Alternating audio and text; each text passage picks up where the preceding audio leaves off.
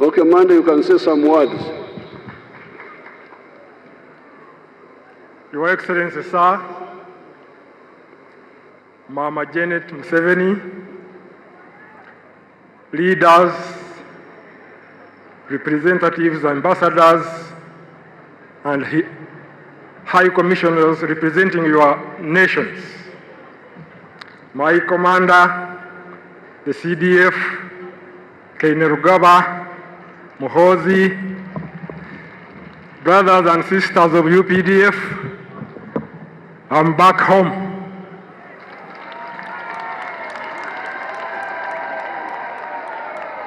Here in Uganda, I have two homes. The first home is my country. Nobody shall be surprised that I'm here. I'm in my home. The second home is the NRM. I'm a founder member of the NRM. NRM was born by us. It is in me. It will remain in me until death puts us asunder. Somebody who has the Bible should read the 1 Corinthians chapter 13, verse 11. When I was a child, I thought like a child. I behaved like a child. I acted like a child. But now I'm grown.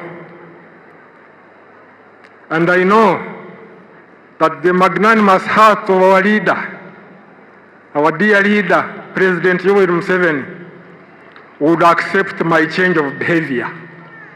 Thank you very much for accepting me back in my home. I'm home to stay. I'm home to contribute to the development I have had and that I have seen. I went when I was bitter, but now I am better, and I'm loaded with solutions. I will not look in the past. I don't live in the past tense.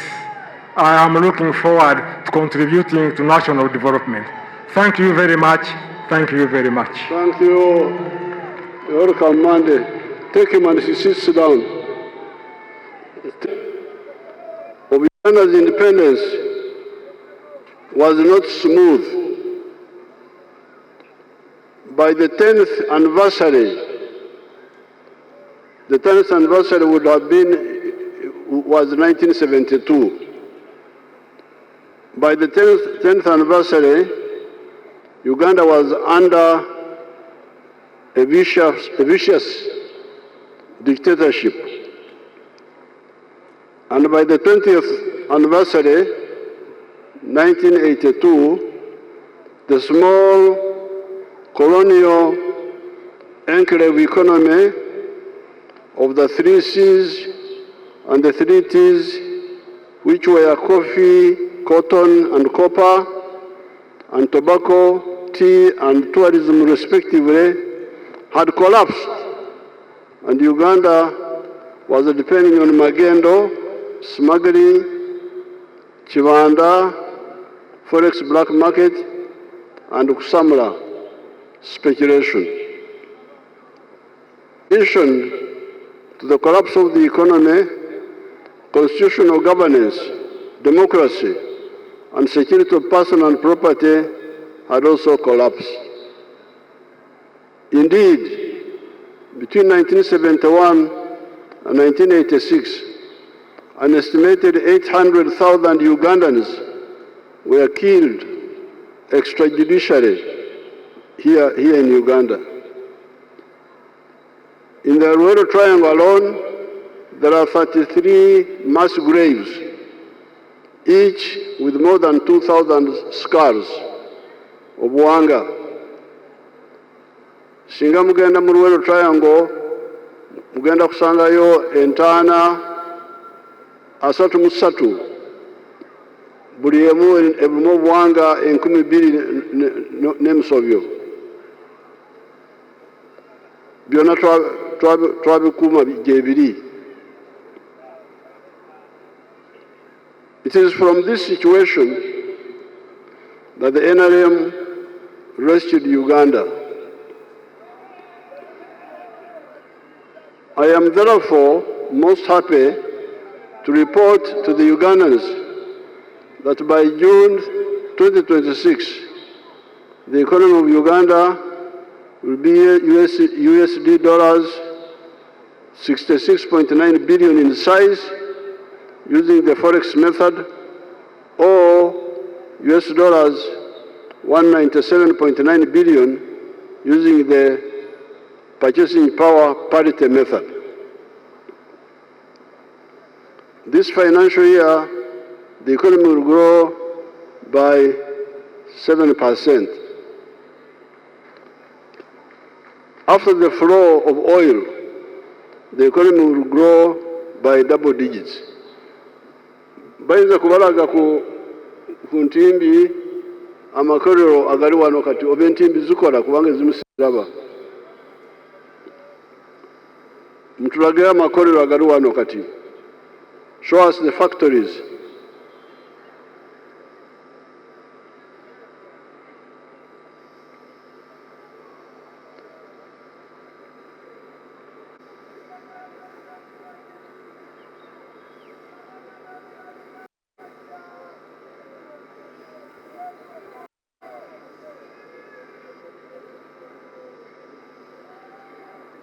So the overhead image of industrial parks.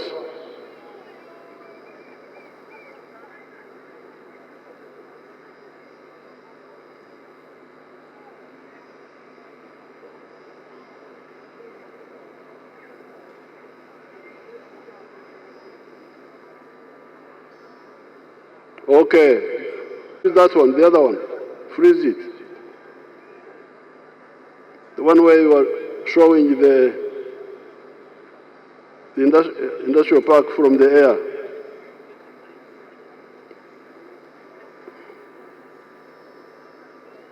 Freeze that one. You can see that's just one of the industrial parks. That is now the one of Mbale. That's the one of Mbale. And you can see all the factories are new.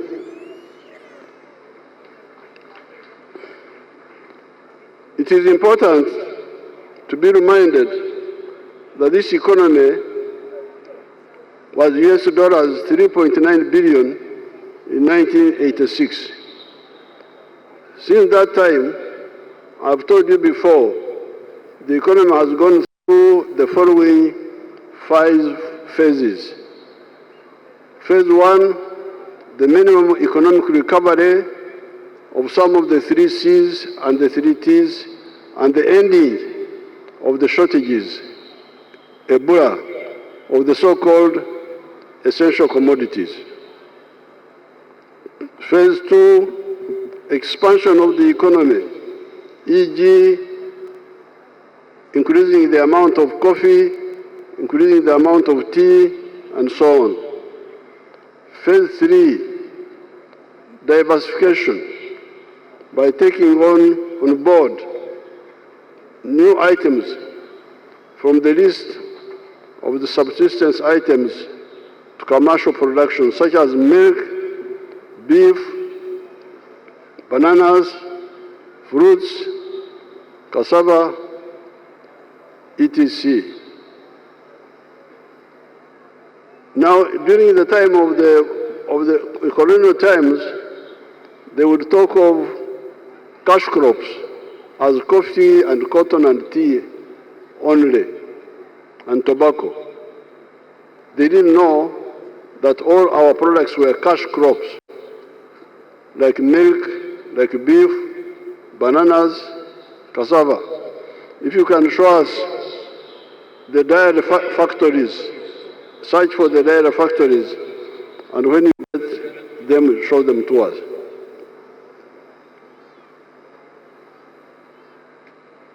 Then, for value addition to all the raw materials where the economics is right. And 5, the knowledge economy of science, technology, and innovation. First, show us the dairy factories, if you get them, and then get us the killer. Okay, that's there now.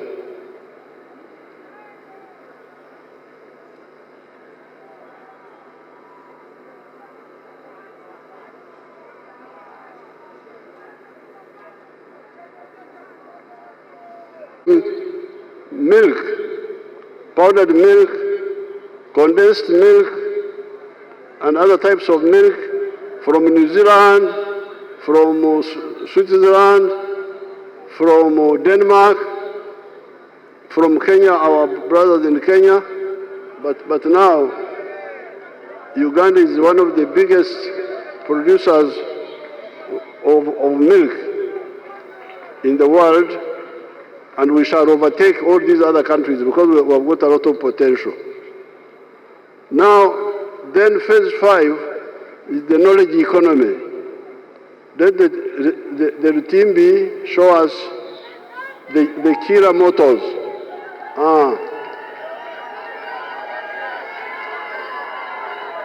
Show us the factory first, and then the vehicles last. Show us the factory first.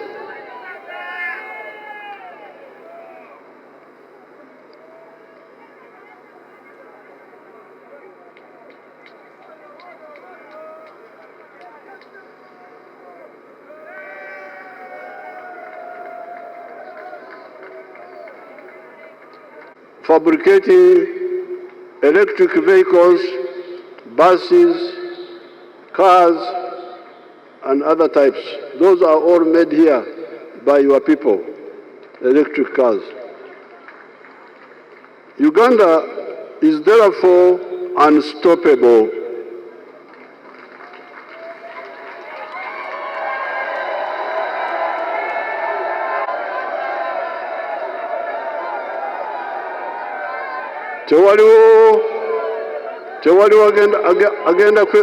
tewaliwo agenda kwekiika mu kkubo lyaffe ery'enkulaakulana.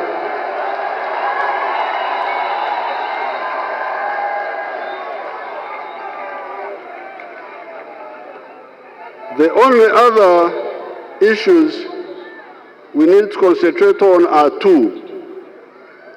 These are the economic integration of East Africa to ensure a big market for the wealth creators of East Africa, and the political integration of East Africa, resulting into the political federation of East Africa, that we deal with the strategic situation of East Africa and even Africa.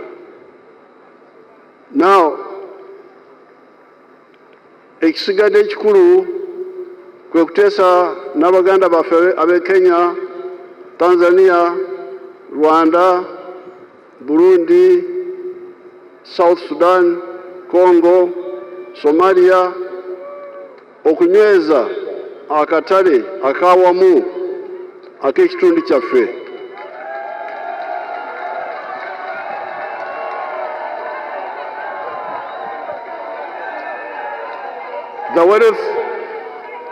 The wealth creators need to be sure of a big market.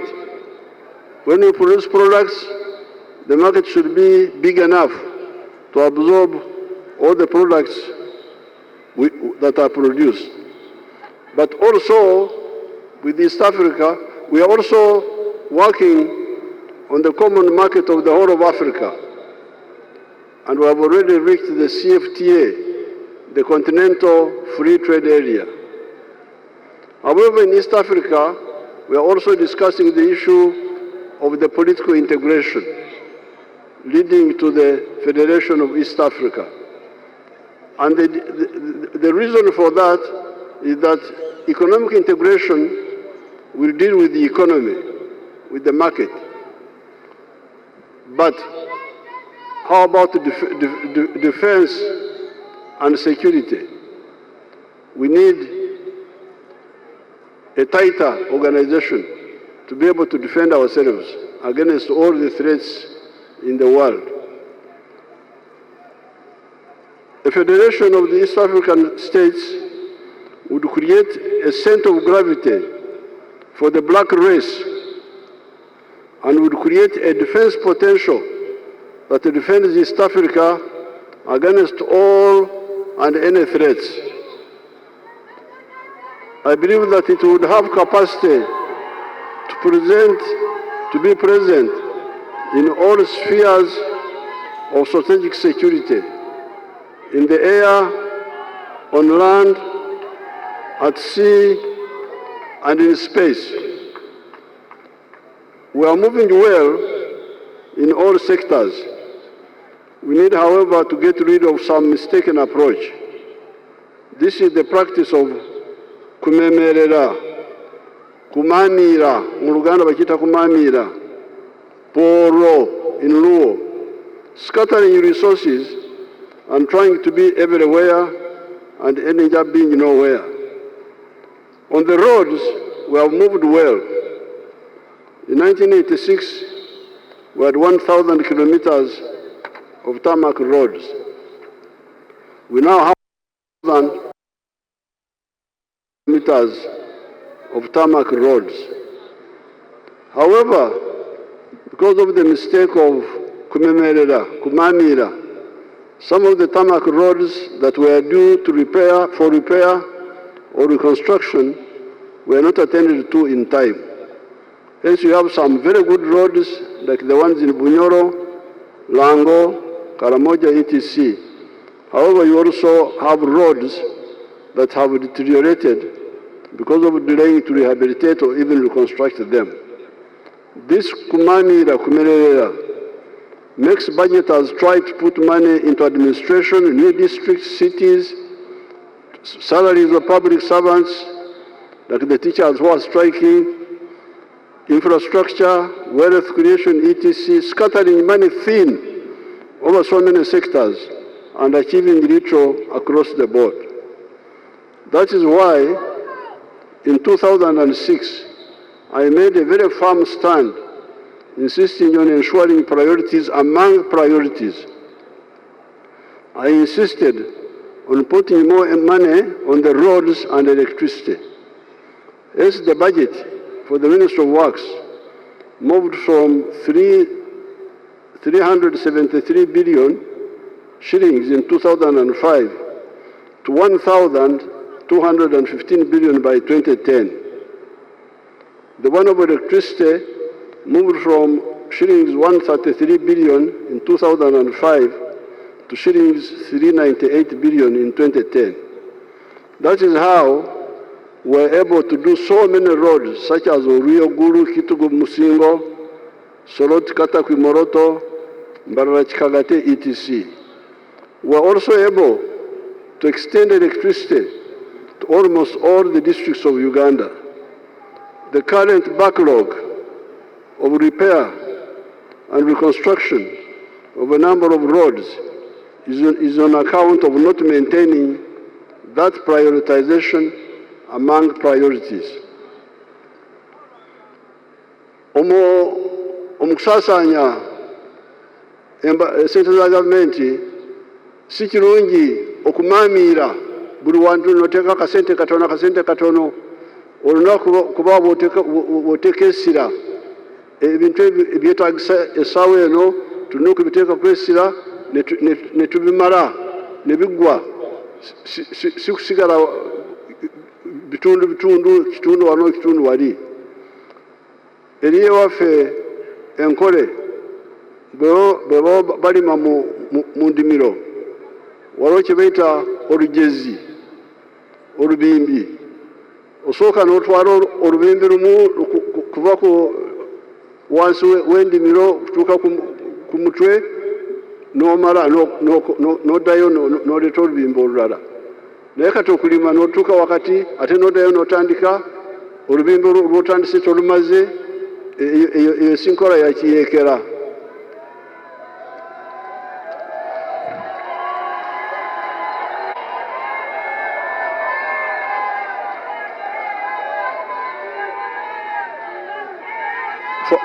Fe abayeekera tutandika olubimbi ne tulumala.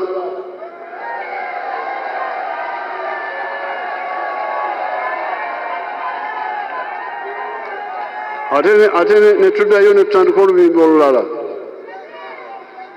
Omunyankole bw'alaba olimako katono olubimbi ate n'oddayo n'otandika agamba nti ogwo nazaanira omusiri onazaanyira mu ndimiro si mulimi oyo azaanyira mu ndimiro.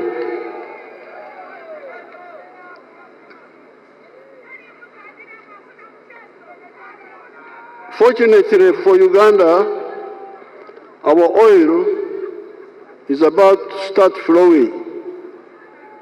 Banange Katonda ayagala NRM nnyo.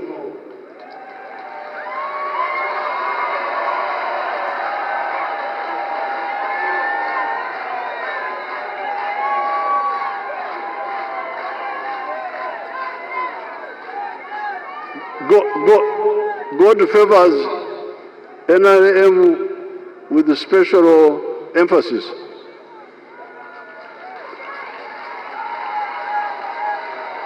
The British were here for 68 years. And from 1920 up to 1956, they tried to look for the petroleum of Uganda, but they failed. They were looking for the petroleum because there were signs on the surface.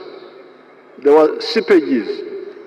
In Bunyoro there, a place called Kibiro. Kibiro, Okubira, in our Rinyakitara, means something boiling. So there was, you can see petroleum on the surface. Now the British tried to get the petroleum for almost 40 years, and they failed and they gave up. And they said maybe the petroleum was there, but it evaporated because of the volcanic activities. When NRM came, we discovered the petroleum. You show them where we are now. You freeze that one now. That is one. There in the background, you can see Lake Albert. Ito electrification kijeta mwitanzige ababisaka mwitanzige mujirozere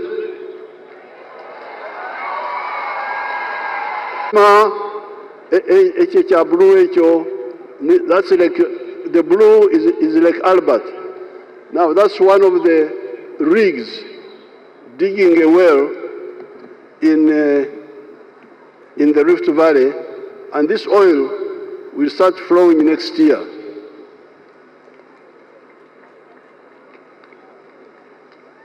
Fortunately for Uganda, our oil is about to start flowing. That will enable us to do more work at the same time. Even with the oil money, however, my strong proposal is that we concentrate budgeting initially on defense, the roads, tarmac and maram,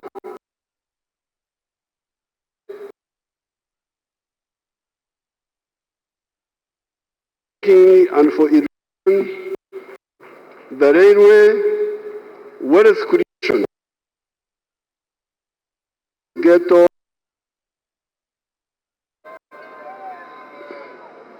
the science and innovation, like the Chira motors, like Magora. You show us Magora. Let's see Magora. The pharmaceutical, that's it, the overhead. That is a big facility initiated by one of our scientists, Magora, but supported heavily by the government. This is in Matugahia, just Matugahia. And that factory will produce drugs for cancer, for AIDS, for malaria, for diabetes, and all that. Your people here are able to treat diabetes, to treat cancer. All those treatments are now available here, and we can share them with the world. Now, salaries for some public servants, such as government scientists, the judiciary, the security personnel, etc. The economy is growing fast. With this prioritization, we shall soon be able to have enough money to cover more sectors. However, when you interfere with the above minimum areas of focus, you interfere with our economy's ability to grow. How would our economy be growing at 7% if I had not in 2006 insisted on prioritizing the roads and the electricity? If I had not insisted on that in 2006, where would the electricity have come from? It is the more availability of electricity that is encouraged with the rapid industrialization. So, in 2006, when I insisted and we put emphasis on roads and electricity, you see the results. All those factories are flocking here because of the electricity. There is enough electricity for now, but we need to again expand the electricity supply. The Uganda Revenue Authority needs to solve the issue of revenue losses. They are still collecting only 13 to 14% of GDP in taxes. If they are collecting 20% of GDP in taxes, with the GDP size of 66.9 billion, would be collecting about Uganda shillings 47 trillion in taxes. This would be a good level of government revenues. With the careful budgeting talked about above, and without the burden of paying debts that have the interests of Uganda shillings 11.3 trillion per year, would be quite comfortable, plus the robust growth we are already enjoying. The indiscipline in budgeting and revenue collection creates unnecessary distractions and delays our development tempo. With the discipline and the money, even without our oil, which will start flowing soon, our economy will hit the US dollars 500 billion in the coming years that we are targeting. As our economy has been growing, so has been our capacity to support the social services. These are education and health. Very good progress has been registered in those areas. In spite of the population of Uganda growing from 14 million in 1986 to 46 million in 2024, infant mortality rate has fallen from 119 deaths per year, live birth in the first year of life, to 28 deaths now. Life expectancy has gone from 43 years to 68 years. And the literacy rate has gone from 43% in 1986 to 80% today. With a bigger economy, the quality of our people's lives will continue to improve. One of the outcomes of the expanded education has been the growing number of our scientists and their innovations. Our scientists have made innovations in automobiles, pharmaceuticals, vaccines, electronics, etc. It is so pleasing. That is why correct and realistic budgeting is crucial. Finally, I need to salute the peace-loving Ugandans and the Uganda People's Defense Forces. Uganda People's Defense Forces for ensuring peace in Uganda. All that is happening first and foremost is on account of the peace that is available. This peace is lubricated by the long-standing NRM policy of reconciliation and forgiveness on top of our firm stand against crime. Even today, I'm happy to welcome back into peaceful Uganda Colonel Samson Mande that had fled into exile on account of apparently some internal intrigue. While in exile, he tried to engage in some rebel activities. When, however, our cadres contacted him in Sweden, he happily agreed to come back and disconnect himself from the rebel activities. Let them bring Mande there so that he can talk to you himself. There. Abalina Mande bamulete.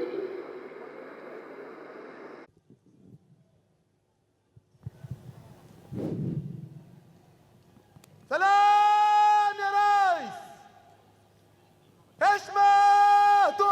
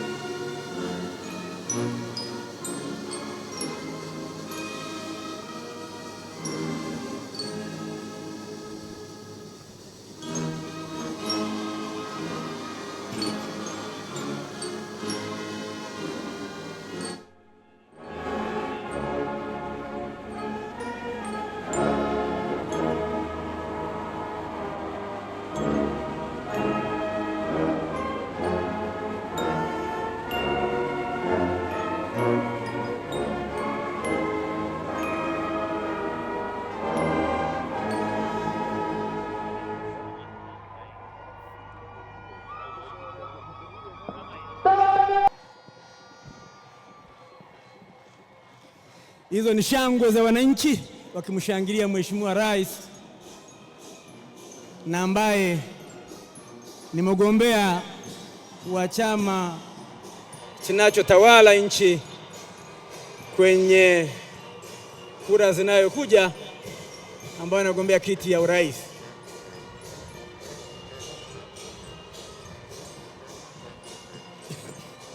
Eje mizira Jabanansi ngabasanyukira president ayise ku pavilion ngava okubera wongo mujulizi ngabendera ya Uganda ewanikibwa ngabwe gwali mu 1962 emyaka 63 egiyise abazali bo mwaka ogwo mwenna tubayozayoza nti omwaka guno ugize emyaka 60.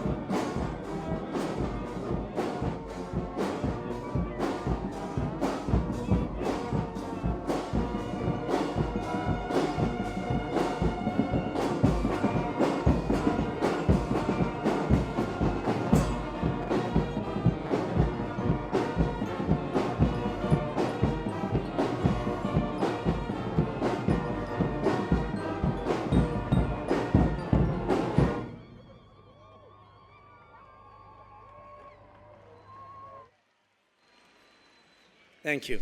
Thank you.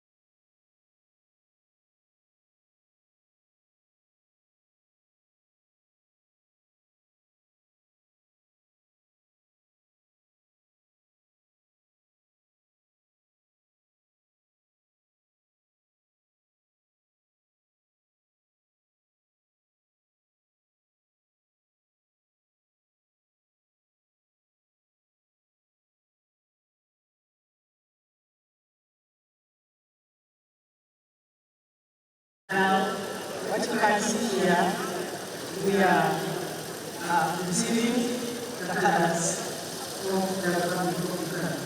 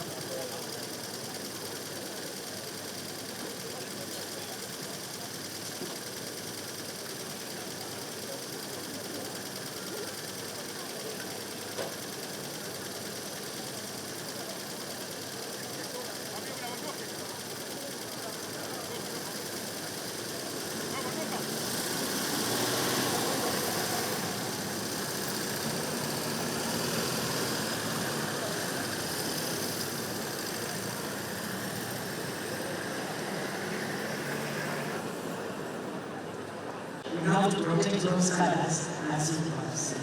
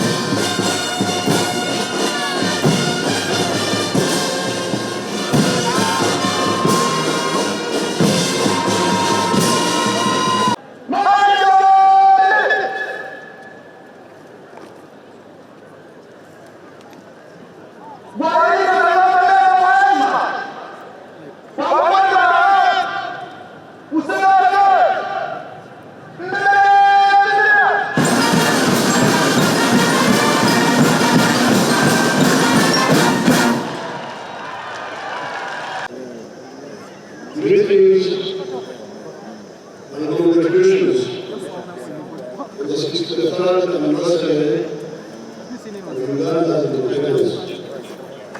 Madame Kololo America, initially the journey of Uganda's independence was not smooth. By the 10th anniversary, the 10th anniversary would have been was 1972. By the 10th anniversary, Uganda was under the vicious dictatorship. And by the 20th anniversary, 1982, the small colonial anchoring economy of the species and the communities which were coffee, cotton, and copper, and tobacco, tea, and tourism respectively, had collapsed. And Uganda was depending on Kololo, smuggling, Chimanda, forest development, and standard speculation.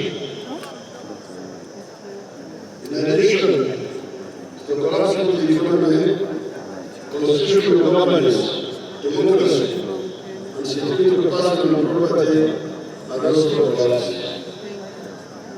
Indeed, between 1971 and 1986, an estimated 800,000 Ugandans were killed extrajudicially here in Uganda. It is from this situation that the NRM rescued Uganda. I am therefore most happy to report to the Ugandans that by June 2026, the economy of Uganda will invest dollars 66.9 billion in size, using the first method, or dollars 197.9 billion using the purchasing power parity method.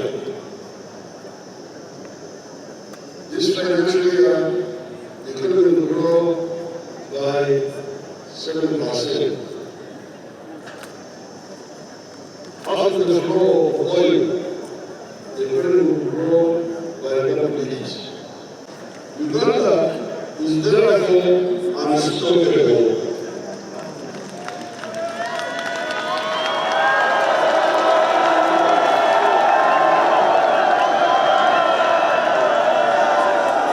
Fortunately for Uganda, our oil is about to start flowing.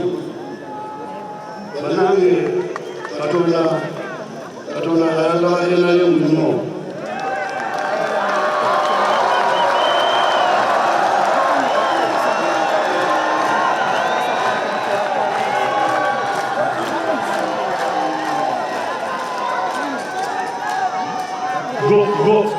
God favors NIM with special emphasis.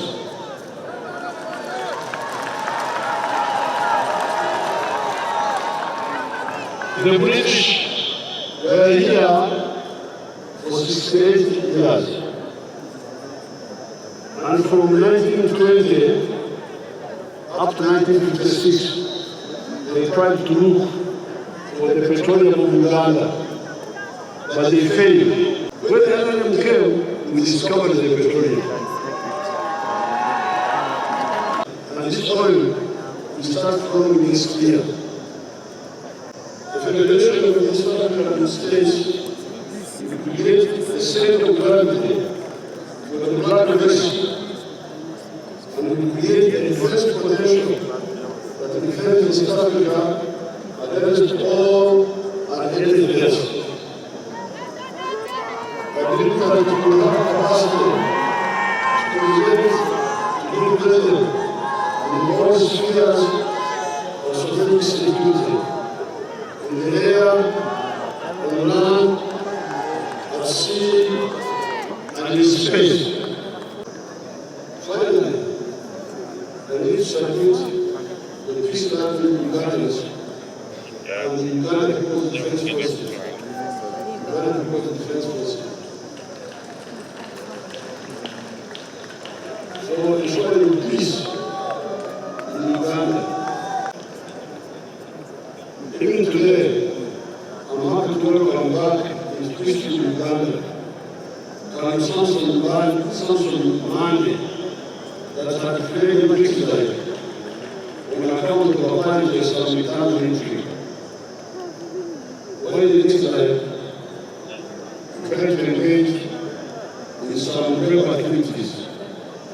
When our colors protected him in Sweden, the happy event come back and disconnect himself from the rebel activities. We welcome him back. One is my Kololo.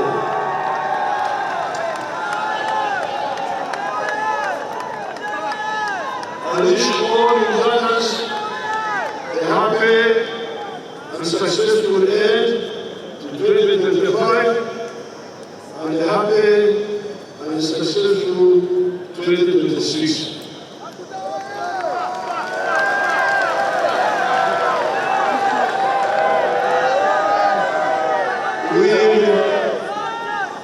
With God's blessings, we shall meet here again in 2026.